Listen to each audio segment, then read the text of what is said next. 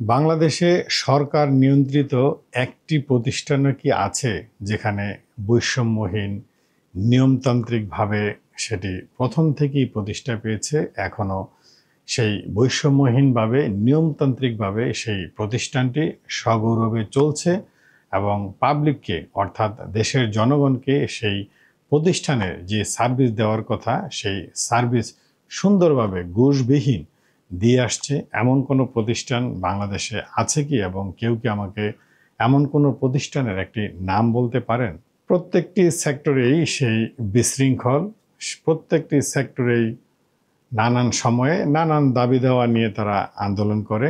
প্রত্যেকটি সেক্টরেই সেই টপ বস থেকে পিয়ন পর্যন্ত নানান উৎকণ্ঠার মধ্যে থাকে এবং সেখানে নানান দলে বিভক্ত আছে, নানান মতভেদে প্রায়ই বিভিন্ন প্রতিষ্ঠানে হর হামেশাই নানান ব্যাপারে আন্দোলন হতে দেখা যায় এবং বাকবিতণ্ডা হতে দেখা যায়। তো এমন পরিস্থিতিতে বলছি বাংলাদেশের সরকারি এবং বেসরকারি শিক্ষা প্রতিষ্ঠানের কথা।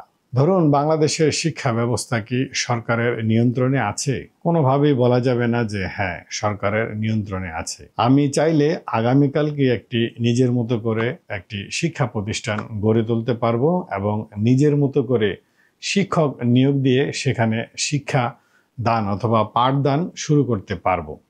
সেখানে আমি কি ধরনের পাঠদান করলাম, বাংলাদেশের কারিকুলাম কিনা এবং বাংলাদেশের ঘোষিত যে কারিকুলাম আছে সেই শিক্ষা দান করছে কিনা এবং সেখানে আমি আসলে কি পড়াচ্ছি সেগুলো দেখভাল করার অথবা এই যে শিক্ষা প্রতিষ্ঠান আমি গড়ে তুললাম সেটার কোনো পারমিশন নেওয়ার ব্যাপার কি থাকে?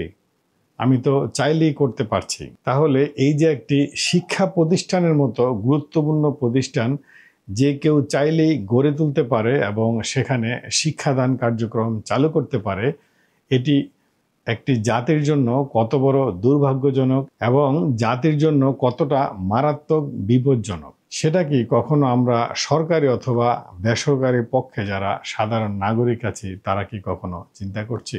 বেসরকারি নাগরিকের কথা আমি বাদই দিলাম, যেখানে একটি দেশের সরকার রয়েছে, তাদের কিছু নীতিমালা থাকবে প্রত্যেকটি সেক্টরেই এবং প্রত্যেকটি সেক্টরকে সুন্দরভাবে নিয়মতান্ত্রিকভাবে পরিচালনা করার জন্য কিছু কঠোর পদক্ষেপ থাকবে এবং কিছু করতে গেলে সরকারের অনুমতি লাগবে। সেই ব্যবস্থা তো সরকার করবে এবং সেই ব্যবস্থা তো একটি দেশে থাকার দরকার। সেটি কি আছে আমাদের এখানে?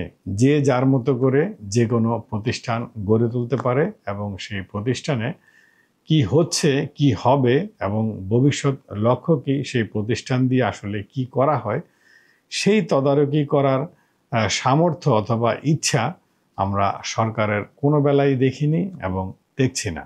ফলে এই বিগত বছরগুলো থেকে শুরু করে বর্তমানে তো সেই আন্দোলনের পরিমাণ আরও বেড়ে গেছে। নানান সেক্টর থেকে তারা নানান দাবি দেওয়া নিয়ে এই 5ই আগস্টের ছাত্র জনতার গণ অভ্যুত্থানের পরে ঝাঁকে ঝাঁকে আন্দোলন করতে নামছে। প্রতিদিনই প্রায় ঢাকা শহরের নানান রাস্তায় আন্দোলনে নেমে যাচ্ছে নানান দাবি দেওয়া নিয়ে। তো এই যে নানান দাবি দেওয়া নিয়ে নানান প্রতিষ্ঠান থেকে রাস্তায় নেমে পড়ছে, এগুলো কিন্তু মূলত অনিয়মতান্ত্রিকভাবে চলার খেসারত এবং অনিয়ন্ত্রিতভাবে এই প্রতিষ্ঠানগুলো চলার খেসারতই হচ্ছে এই আন্দোলন। এই আন্দোলনের ভুক্তভোগী আসলে সাধারণ জনগণ এবং সাধারণ জনগণই সেই আন্দোলনের কষ্টের ফল ভোগ করছে।